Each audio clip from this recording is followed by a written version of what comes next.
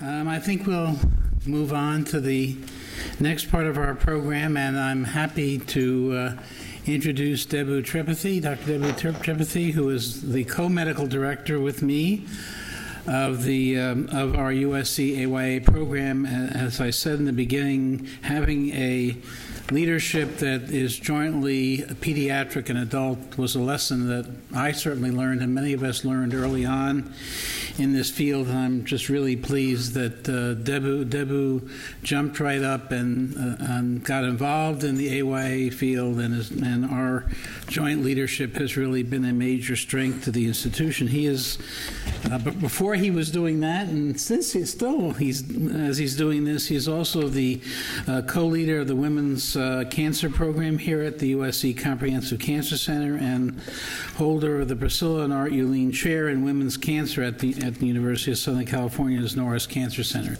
So Debu, I think, is going to go ahead and moderate the second half of this meeting. Debu? Thank you, Stu, and thank you all for being here today. This has been a wonderful program. I think all of us, including myself, have learned a lot. And to start the educational sessions for this afternoon, I'm pleased to introduce Larry Neinstein as our first speaker. He's a professor of pediatrics and medicine here at USC, and also directs the USC Engelman Health Center and serves as assistant provost for student health and wellness.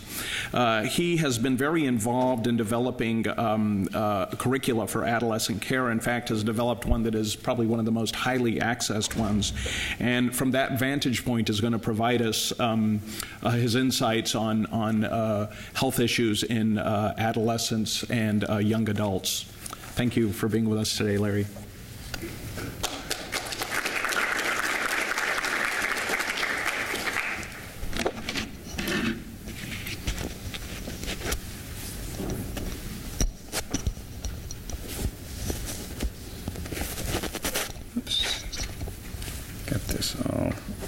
That working? Good. It's really an honor and a privilege and very difficult to follow the Stroud family, and you're just so amazing and brave, so thank you very much. Thank you, Stu, for really planning this along with the whole committee.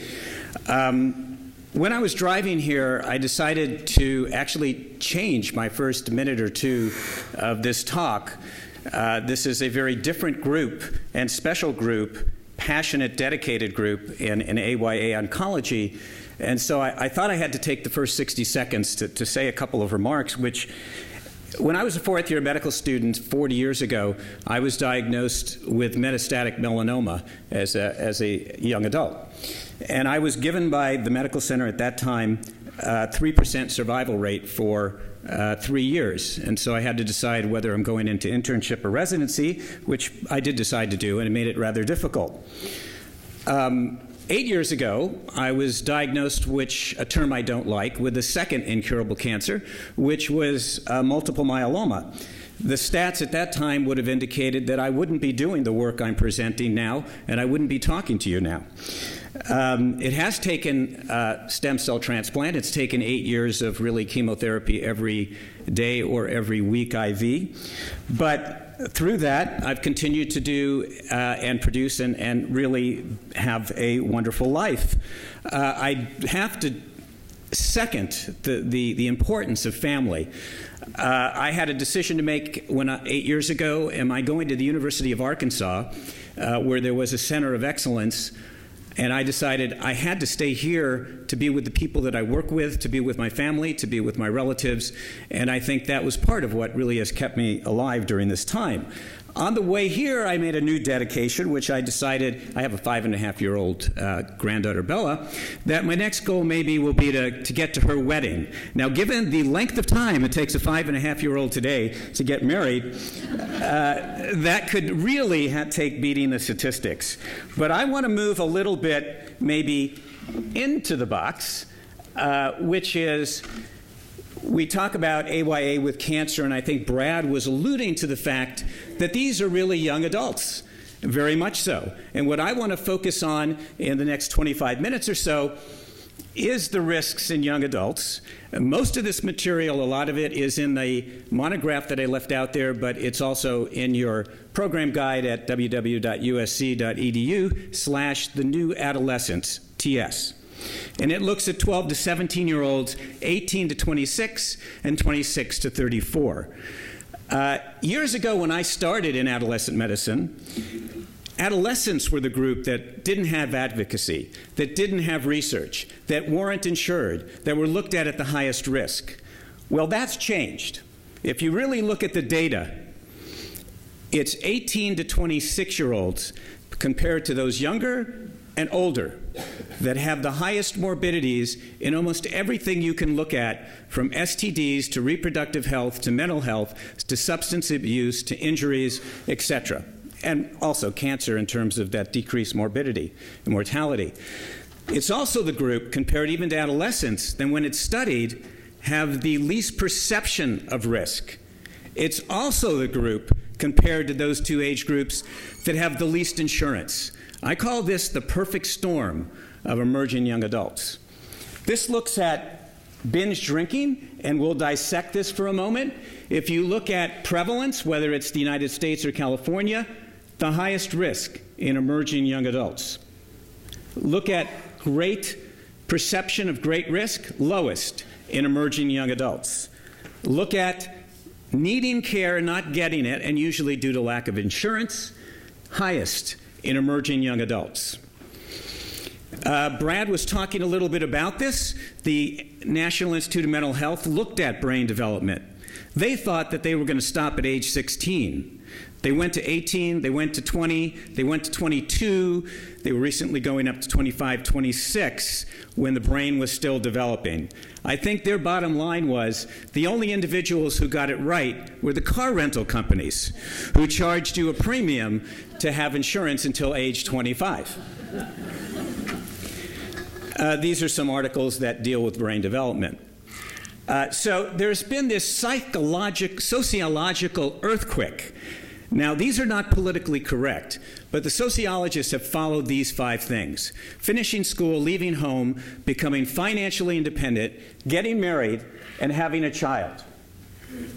In 1960, 77% of women and 2/3 of men had reached that at age 30.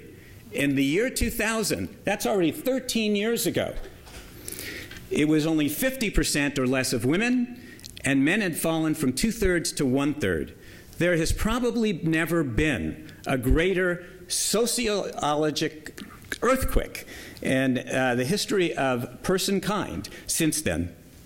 So where are emerging young adults? They're in the workforce and working, many of them without health care. They're in college, about 19 million college students, with about 60% in emerging young adults. They're in the military. I guess we'll be hearing about that shortly. And then they're in they're in any of those environments with a chronic illness, often without either coverage for care or ignoring their chronic disease, or they might be in foster placement, they might be homeless, or they might be institutionalized in a prison.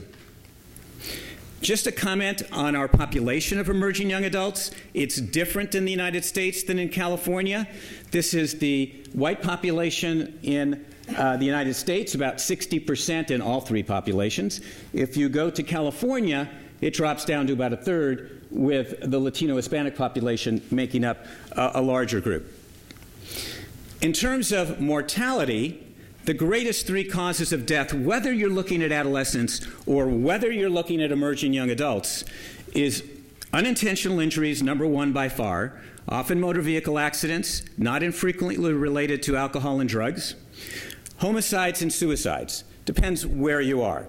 If you're an SC student, for example, it's going to be unintentional injuries, and actually chronic diseases are going to be more frequent because we have a lot of graduate students. And then suicides. Homicides are very, very uncommon. Cancer usually is number 4 nationally, greater in emerging young adults, but number 4th in both populations. What about injuries, motor vehicle accidents? And there's going to be a common thread here. No matter almost what we look at it's emerging young adults that are going to come out on top. This happens to be in blue is emerging young adults. The greatest non-fatal motor vehicle accidents, non-fatal is greater than females, highest in African American females. In fatal accidents, it's higher in males, but it's still highest in emerging young adults. There's this great increase right when you get to the age of 18 that rapidly falls after the age of about 22 or 23 in fatal motor vehicle accidents. I guess that relates to that frontal lobe. Driving under the influence, again, emerging young adults pop up. Look at the cost to the medical system. Emerging young adults, if you take medical cost, work lost cost, total cost, double almost in emerging young adults than 26 to 34. And actually, there's one extra year in here. So if you amortize by the year, the difference is even greater. This is college data, unintentional injuries. Bicycles are a real issue, as are obviously car accidents, but 70% nationally of college students rarely or never wear bike helmets. Just come on down to the University Park campus. It is trains, planes, and automobiles, except it's bicycles all over. 25% of students either have been hit by a bicycle or saw someone hit by a bicycle in the past 12 months. Now, if you're an AYA oncology patient and you've got thrombocytopenia or you've got bone issues and you're biking on a campus, you have some risk behaviors that are issues that are different than the next student. Now, this just so happened, because my pet peeve is bicycle helmets, because I can never find one. So one of our support staff found a student that had a bike helmet. They brought the student up to my office, and we ran and got him a $50 gift certificate to the bookstore. We were just so happy, and I was so amazed that somebody had a bike helmet on. Intentional injuries are also very common. This always amazes me. 12.9%, this is a little lower in 2011, it's about 11.5%, of males nationally, these are people that get high SATs and grades, they're in a physical fight in the past year. Most of that's probably related to alcohol. Females, about 4%. Touched against their will, about 6.5% of total. Females, 7.8%, and rape, 1.5% to 2%. Mental health illnesses, again, it's higher in emerging young adults. This is other depression, major depression, same thing. Greater suicidal ideation, suicide plan, suicide attempt. This is true in college students. This is true in non-college students. In fact, I was at the Institute of Medicine in May. They had the first ever workshop in young adult health that we hope will come out with national guidelines.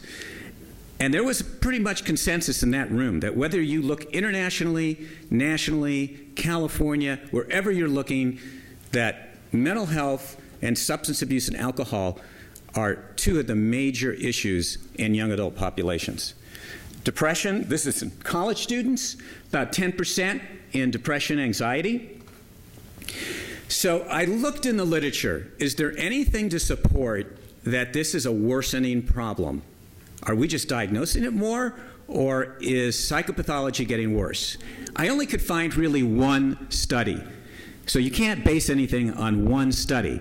But they did follow almost 64,000 college students from 1938 to 2007 with the MMPI, the Multiphasic Multiple Personality Inventory. They found that the current generation of college students scores one deviation higher on the MMPI on psychopatholic pathology, paranoia, hypomania, and depression, and 5 times as likely to score above cutoffs for psychopathology.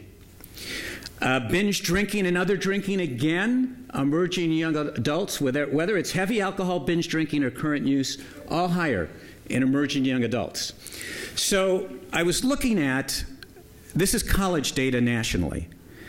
And actually, if you're interested in USC students, we have posted on our website every year from 2000 all the health risk behaviors in college students. And 2008 2006, we looked at health science students. 2008, we looked at Greek students. 2010 or 11, we looked at international students in particular. Yellow is my own demarcation that it's higher by at least 20%. So in actuality, in lifetime drug use, non-college students were higher in most areas. But just look at amphetamines. This is Adderall and Ritalin, non-prescription use. You weren't prescribed Adderall and Ritalin. You got it from a friend and neighbor. It was much higher in 2008 in non-college students. 2011, it was almost identical. If you looked at annual use, in 2008, it was 20% higher in non-college students. In annual use now, it's 20% higher in college students. If you look at the past 30 days, it used to be in 2008 that it was about equal. We now find that college students are double in terms of Adderall Ritalin use than non-college students. I don't know what effects Ritalin and Adderall have in college students, let alone if you're on chemotherapy and other drugs. It'd be interesting to take a look at that. What about binge drinking? This was alluded to earlier. This is really concerning. This is college students that in the last 2 weeks, they sat down and had 5 or more drinks. 6 or more times. That's either every day or every other day. 4% of males nationally.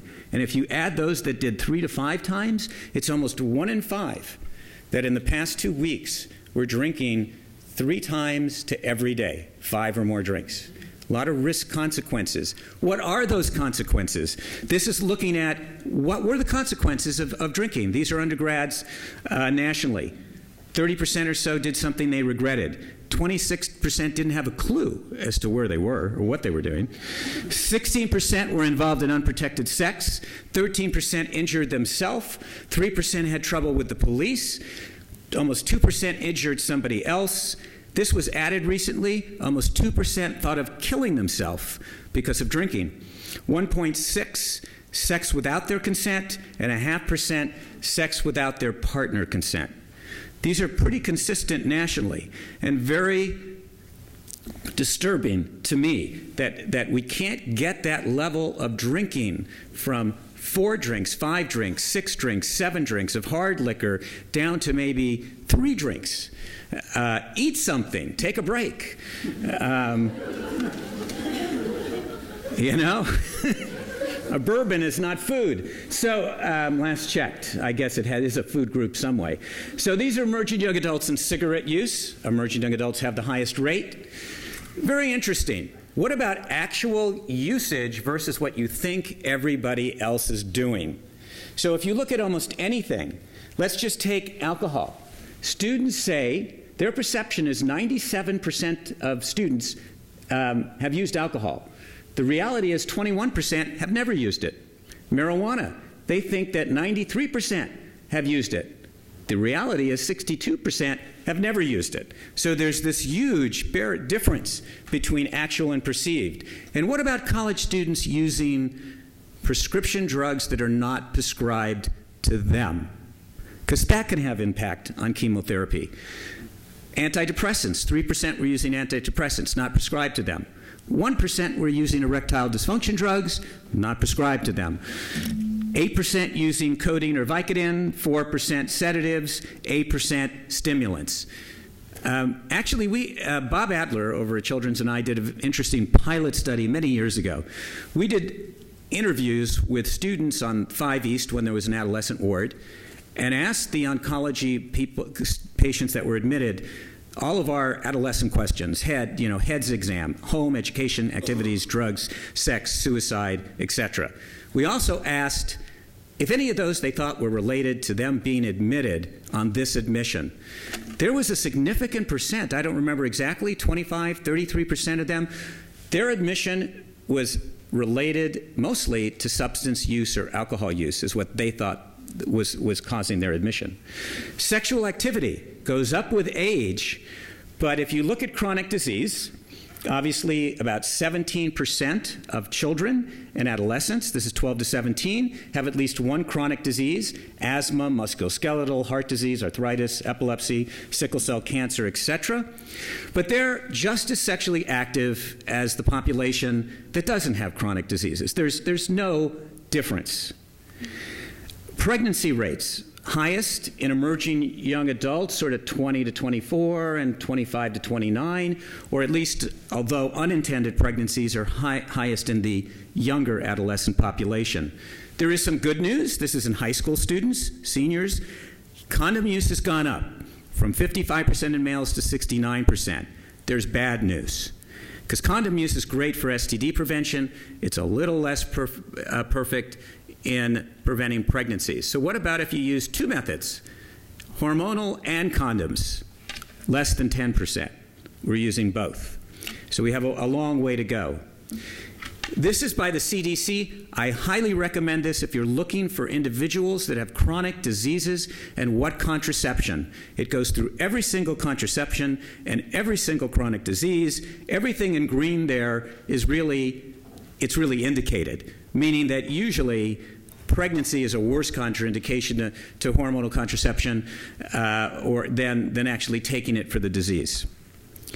Chlamydia rates, highest in emerging young adults.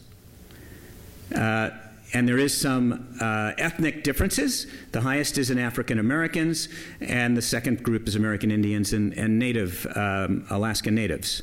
HIV, newly diagnosed, highest in emerging young adults. Genital warts, highest in emerging young adults. But we have to ask the questions if we're going to find out this information. Adolescents, young adults may come in for acne, but that's not what's really bothering them.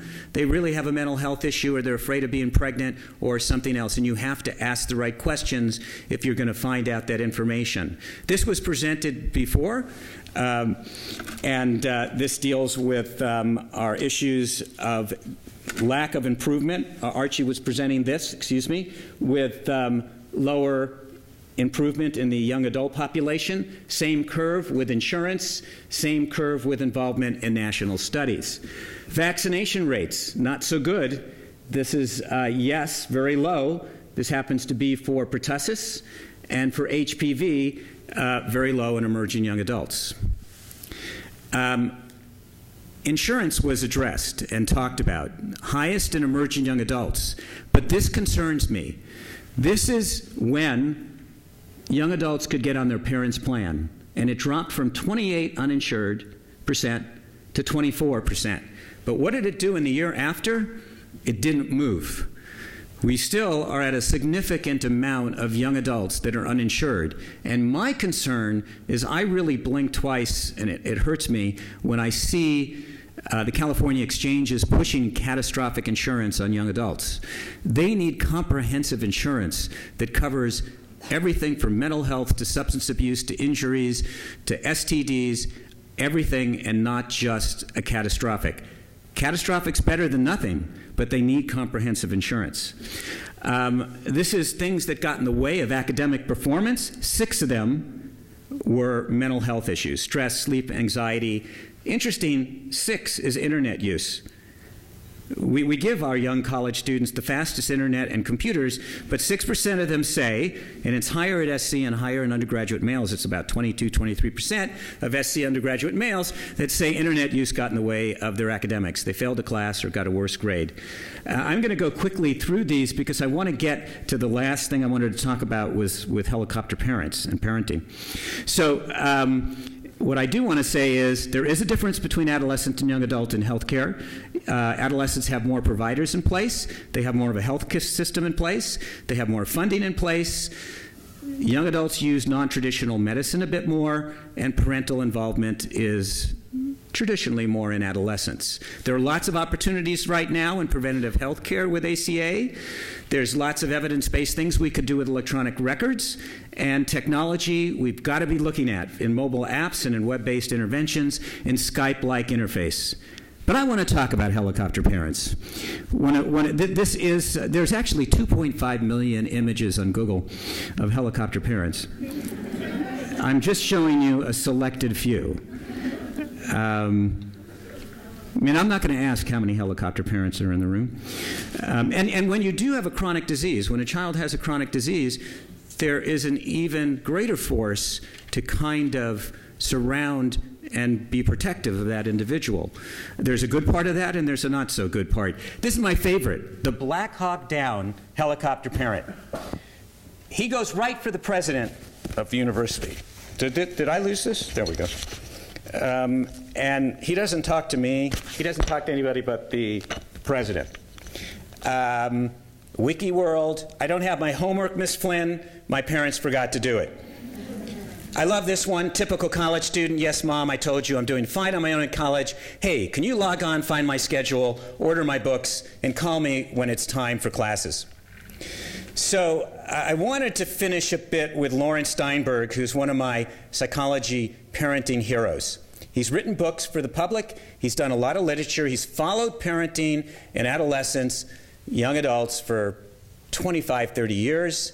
He's followed it in 6, 7 different countries. He's followed it in all socioeconomic statuses. He's followed it in different ethnic groups. And he found that 3 things, and I think these are also 3 important things for leadership and other issues, is that you have at least one parent that's warm and involved.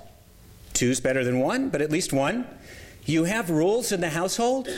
They're not rigid, but there are consistent and firm rules. And you permit that adolescent and young adult, according to their developmental stage, to advance and make their own decisions. When you can't make your own decisions, you are going to get more anxious, you're going to get more depressed, and that leads to some additional problems. It may be, I can't prove it, but it may be why we're seeing a little bit more anxiety and depression today than we saw in previous years. So as I said, this has led to greater achievement in school, higher self-esteem, less likely to have antisocial behaviors, less likely for abuse of drugs, and less juvenile delinquents. And it's not dependent on any of these factors. So I leave you with the references on emerging young adults, the Healthy Student Brochure, which I had some of out there, which is sort of a 10 commandments of kids going off to school and what they should be thinking about health. And then the curriculum that I developed on adolescent health care, available widely free at Adult Health. And I was actually at a conference on California Society for Addiction Medicine in San Diego last month, and I walked into the Cancer Survivor Park when we were taking a break, and it just seemed in tune to what I was going to be doing over here. So I thank you, and we can deal with some questions at the panel. Thanks a lot.